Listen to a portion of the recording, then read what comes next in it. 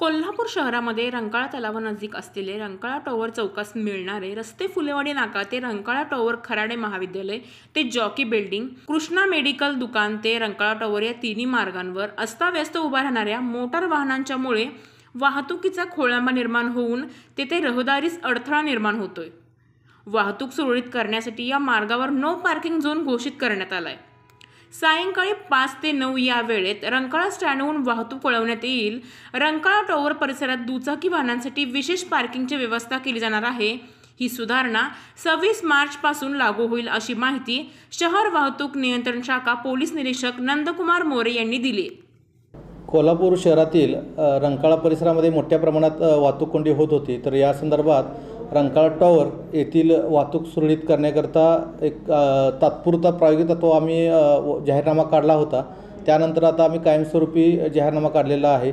माननीय पोलीस अधीक्षक यांच्या आदेशान्वये हा जाहीरनामा काढण्यात आलेला आहे। यामध्ये रंकाळा टॉवर येथून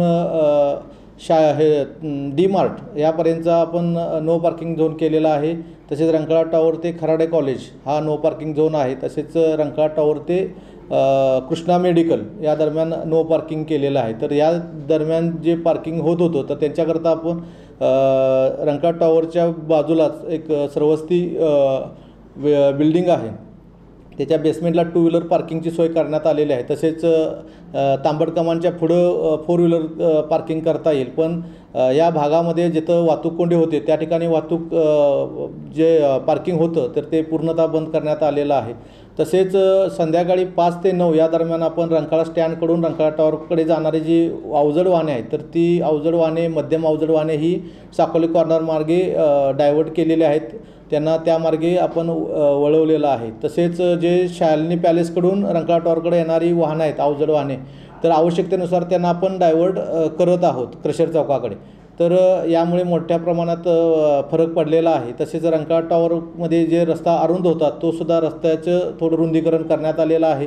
तर याच्यामुळे मोठ्या प्रमाणात वाहतुकीत सुधारणा होण्यास मदत झालेली आहे। शाळेला जी मुलं अल्पवयीन मुलं वाहने घेऊन येतात तर माझे त्यांच्या पालकांना आव्हान आहे की यामध्ये अल्पवयीन मुलाने वाहन चालवणे, त्यांना जे पालक वाहन देतात तर त्यांना 5,000 रुपये दंड म्हणजे जे दंड आहे त्यामध्ये, तसेच जे अल्पवयीन चालक आहे तर त्याला 5,000 रुपये दंड, असं 10,000 रुपये दंडाची तरतूद आहे। आणि जर अशा ह्याच्यामध्ये वाहन चालवत असताना एखादा अपघात झाला तर त्यामध्ये अपघात करणाऱ्या पालकांनासुद्धा शिक्षेची तरतूद आहे। त्यामध्ये सदोष मनुष्यवधाचे सुद्धा गुन्हे दाखल होतात, त्यामध्ये 10 वर्षापर्यंत शिक्षेची तरतूद आहे। जसं अपघाताचं स्वरूप आहे त्या प्रमाणात शिक्षा होतात। तरी सर्व पालकांना आव्हान आहे की आपल्या मुलांना जोपर्यंत ते वाहन चालवण्याचा परवाना घेत नाही तोपर्यंत त्यांना वाहन चालवण्यास देऊ नये।